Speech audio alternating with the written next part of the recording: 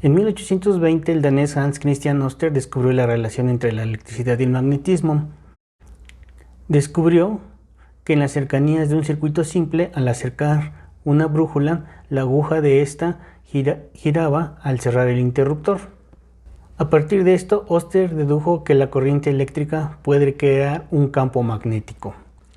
Para un conductor largo y recto que porta una corriente, el campo magnético gira en torno al conductor.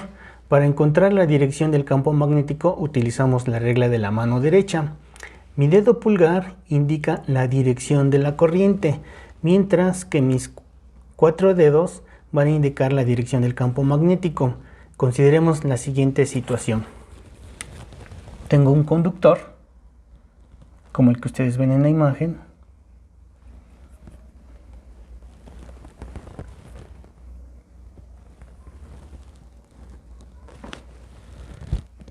Y en esa dirección está circulando la corriente.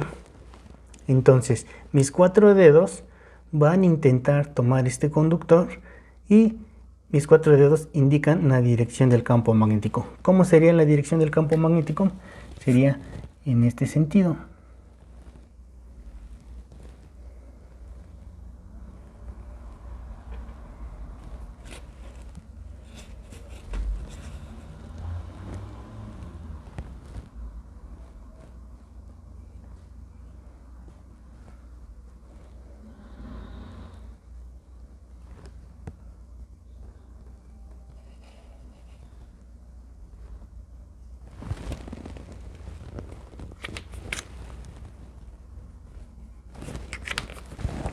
Repito, mi dedo pulgar indica la dirección de la corriente. Mis 4 dedos intentan tomar el conductor. En el momento que intento tomar el conductor, esta sería la dirección del campo magnético.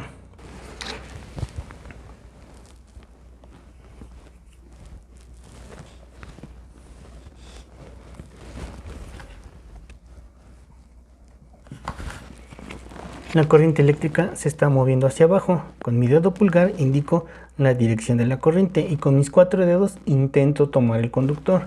Quiere decir que el campo magnético que gira en torno al conductor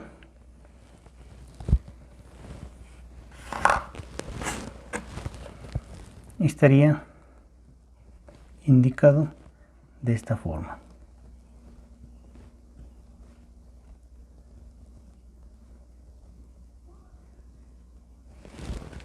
Recuerden, mi dedo pulgar indica la dirección de la corriente eléctrica y con mis 4 dedos intento tomar el conductor.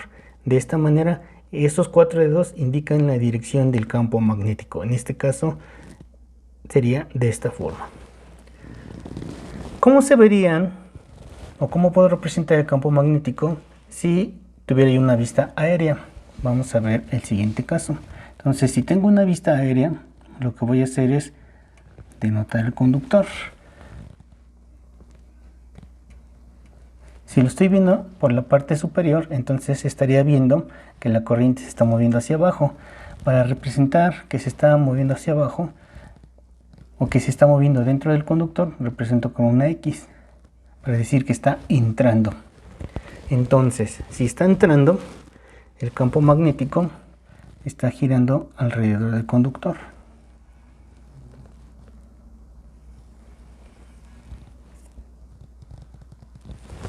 ¿Cómo se vería? Sería tangente a la circunferencia.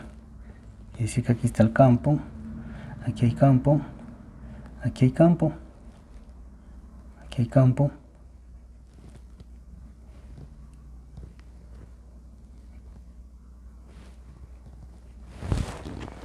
¿Cómo se vería para este caso? Bueno, para este caso entonces tenemos que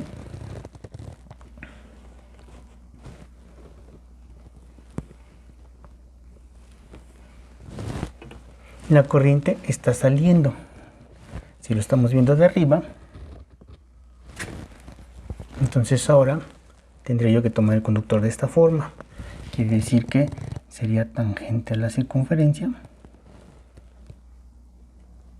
y perpendicular a la corriente eléctrica.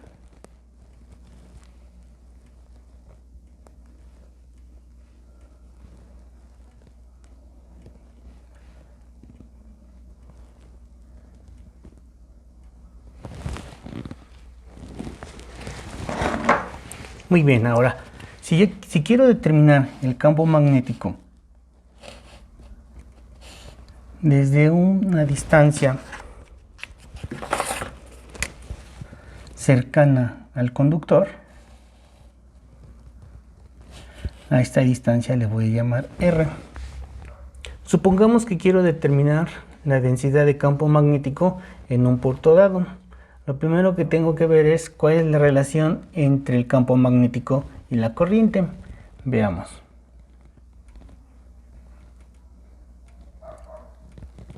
Esa relación entre la corriente y la densidad de campo magnético es directamente proporcional. ¿Qué significa? Significa que si aumento la corriente, aumenta el campo magnético. O bien, si disminuyo la corriente, lo que va a estar disminuyendo es el campo magnético. Otra variable es el medio en el que se encuentra, que se conoce como permeabilidad. La permeabilidad es una característica del medio que me dice qué tanto permite que se establezcan las líneas de flujo. Esa es una constante que para el vacío y para el aire se considera como, lo voy a poner por aquí abajito, por el espacio, como 4pi por 10 a la menos 7 teslas metros sobre ampere. Entonces es una constante que depende del medio en el que se encuentre.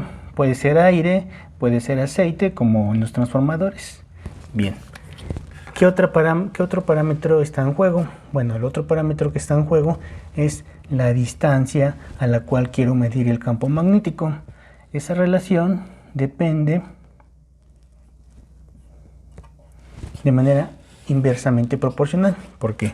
Bueno, pues a medida que me alejo del conductor, la intensidad de campo magnético que mido va disminuyendo. Entonces, si la distancia se hace grande, el campo magnético se hace pequeño. Pero a medida que me voy acercando al conductor, es decir, que la distancia a la cual quiero medir el campo magnético se va haciendo más pequeña, resulta que el campo magnético se hace más grande.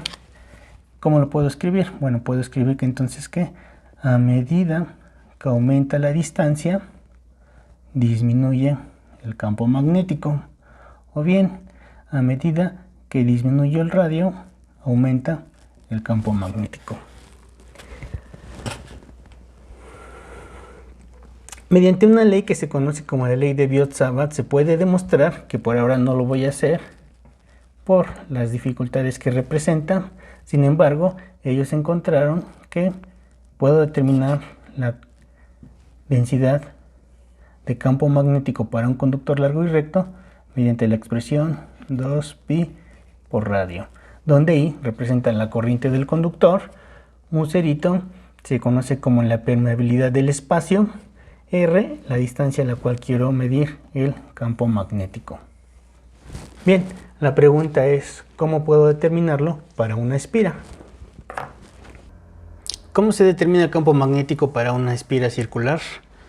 Bien, para ello primero tenemos que ver cómo se comporta la corriente eléctrica dentro del conductor. Entonces, para esta espira circular, lo que vamos a hacer es considerar que la corriente se mueve en esta dirección. Quiere decir que la corriente viene, se mueve y sale por el otro extremo. Entonces, en esa dirección está la corriente. Ahora utilizamos la regla de la mano derecha para identificar cómo está el campo magnético alrededor de este conductor. Entonces, hacia allá se mueve la corriente y con mi dedo intento tomar el conductor. De tal manera que en este punto estaría yo tomando el conductor de esta forma. El campo entra y sale. En este punto, hacia allá está la corriente. Entonces, el campo magnético está rodeado del conductor. En este punto, la corriente está hacia arriba. Intento tomar el conductor. Entonces, si lo represento gráficamente, ¿cómo sería? Nuevamente, en este punto la corriente está bajando. Entonces, la espira estaría de esta forma. sale por este punto, sale y entra. Como sería en este punto, hacia allá está la corriente, entonces tengo la espira.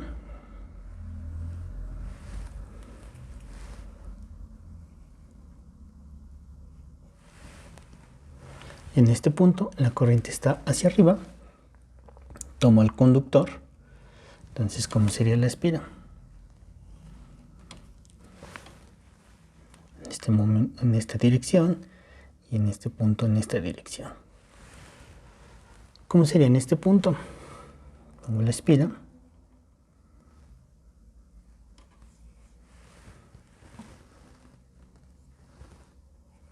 ¿Están de acuerdo? En este punto.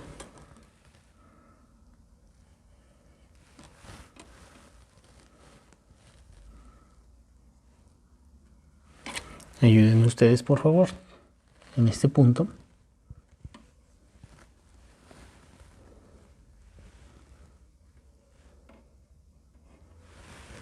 Y en este punto.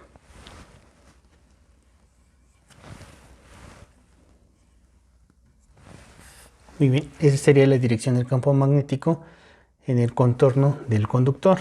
Pero ahora veamos el siguiente caso. ¿Qué pasa si ahora la corriente entra en este extremo? Entonces, si ahora la corriente entra en este extremo, la corriente viaja y sale en el lado izquierdo. Bueno, ahora cómo sería el campo magnético. Nuevamente veamos cómo sería en este punto. Hacia abajo está la corriente eléctrica y entonces la espira está en esta dirección. Aquí entra y aquí sale en este punto.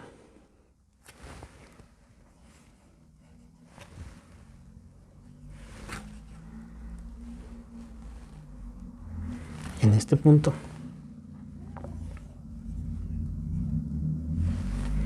En este punto.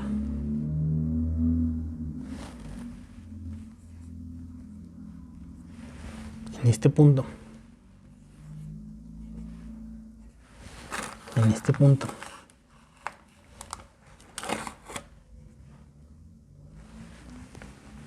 En este punto.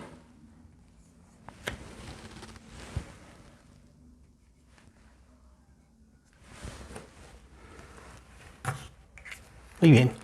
Ahora, ¿con qué expresión se determina el campo magnético en el centro de la espira? Entonces consideramos que quiero determinar el campo magnético en este punto. Bien, entonces lo que encontraron Biot y Sabat es que el campo magnético depende del medio en el que se encuentre, depende de la corriente y depende de la distancia en la que se encuentre. Entonces, esta expresión permite determinar el campo magnético para una espira. Pero ¿qué pasa si no tengo una espira, sino que tengo dos, como es en este caso? Entonces, simplemente lo que se encontró es que el campo magnético aumenta el doble. ¿Qué pasa si tengo tres espiras con el mismo radio? Entonces, lo que voy a encontrar es que el campo magnético es 3 veces el de una espira. En general, cuando tengo n espiras, ya no considero que es una espira, sino que ahora se convierte en una bobina. Entonces, para una bobina con n espiras, simplemente es el número de espiras multiplicado por el campo magnético de 1. Entonces, con esta expresión puedo determinar la densidad de flujo para una bobina. Luego, ¿qué pasa si tengo un solenoide? El solenoide usualmente se caracteriza por tener, si dan cuenta, si lo vemos de esta forma, podríamos decir que es una espira. Si tenemos un número grande de espiras, entonces decimos que es una bobina. Usualmente el solenoide cumple con la siguiente característica, que la longitud del solenoide es mayor que su radio. Cuando tengo esta característica, entonces decimos que tengo un solenoide. Entonces voy a dibujar mi solenoide.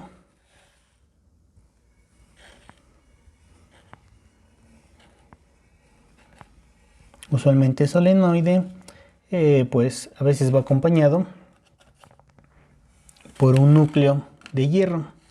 Entonces tengo un solenoide donde la longitud es mayor que el radio de la espira. Entonces al fluir una corriente eléctrica produce un campo magnético en su interior. La pregunta es cómo determinar el campo magnético en su interior. Para un solenoide, Biot y Sabat encontraron que nuevamente depende del medio en el que se encuentre, que decía puede ser un núcleo de hierro, depende de la corriente, depende del número de espiras y depende de su longitud. Esta expresión entonces permite determinar el campo magnético para un solenoide. Algunas de las aplicaciones, pues la más común que tenemos en la vida diaria son los audífonos. Los audífonos están compuestos por un solenoide. Se hace fluir una corriente eléctrica a través de un solenoide. Este solenoide produce un campo magnético y a su vez ese campo magnético crea una fuerza. Esa fuerza permite que el cono de la bocina se esté moviendo hacia adelante y hacia atrás y pueda crear una onda sonora. La pregunta es, ¿cómo se puede determinar esa fuerza? Eso lo vamos a ver en el siguiente video.